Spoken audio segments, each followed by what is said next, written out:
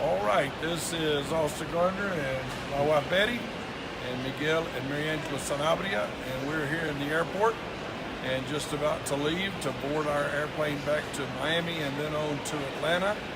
And I wanted Miguel to have a chance to say to you what God's doing in his life and maybe get a greeting. You might want to zoom in for the sound, I don't know. Go ahead. Hello everyone. Just want to say, my wife and myself here, but I'm very thankful to God for allowing me to be here in Colombia. It's the country where I was born. I left when I was 12. Just came back about a month and a half, and I came back with a different life, different song, because I want my people to know about the Lord. And so that's what we're here, and we're excited about in the next upcoming weeks to get church started here so that we can start doing what God has called us to do here in Colombia. How about a few words from Mary Angela? Hi, sorry, my name is Mary Angela, and I just want to thank everyone for praying for us and keeping up with us, and please continue to pray as we're starting all these process. All right, we're excited to be here with these fine missionaries, excited about what God's doing in their lives. There are 7 million people in the greater Medellin area. It looks like the Sanabrias have narrowed things down to a place called Itagüí, which is like a city right on the suburbs, kind of like Alpharetta, to Atlanta. And in that area, how many people live in Itagüí? About 50,000 people. 240 or 50,000 people. And there are some churches, very few, that would be just solid Bible preaching churches.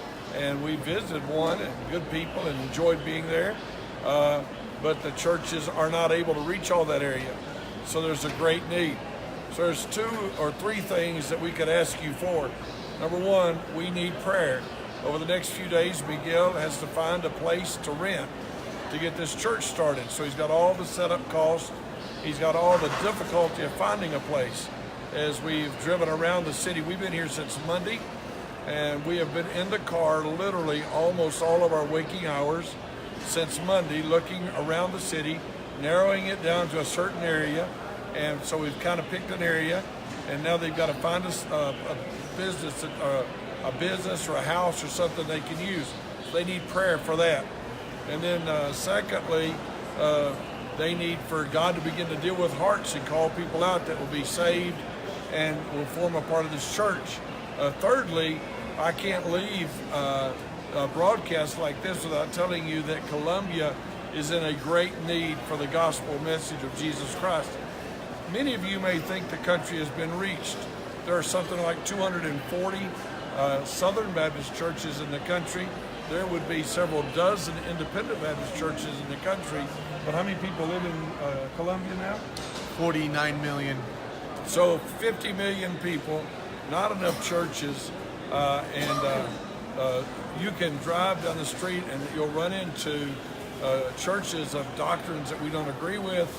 Seventh-day Adventists and Jehovah's Witnesses are everywhere. Many people that are into prosperity gospel and or are into Pentecostalism that is an aberrant form of it. And so we are just excited about seeing the church get started. I want to ask you to pray for Miguel that God would use him in a great way. Mary Angela still has to do some language school, so pray for Mary Angela as she finishes up some language school. Probably going to take her another 6 to 10 months to get through all of that, and for them to get comfortable in the language.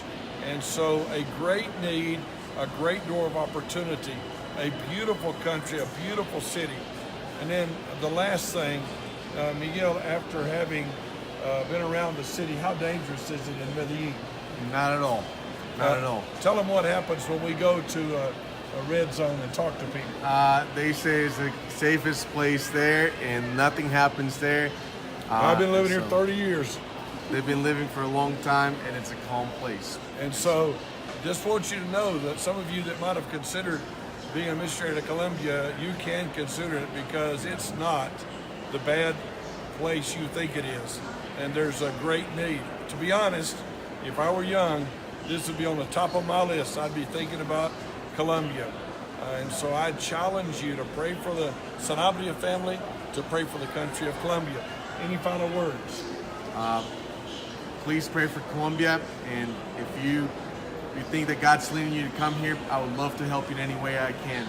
And there's such a great need. Please consider Colombia. Well, pull in close here so the boss lady can say her words. What do you got to say, Betty? It's been a great trip. Been lots of time in the car, but it's kind of nailed down a few things for the Sanabrias, I think. And so we're happy about that, and do continue to pray for them because they got lots of work ahead of them.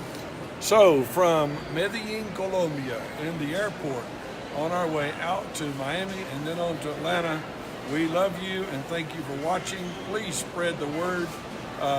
Invite people to pray for Medellin and all of Colombia. We have another friend who is working here right now, Aaron Vance. He is in a city called Bucaramanga, and that's a long ways from here, but there is need everywhere. You can come here and have 1 million people to yourself and carry the gospel to them. So would you pray seriously about coming to the country of Colombia? Thank you very much.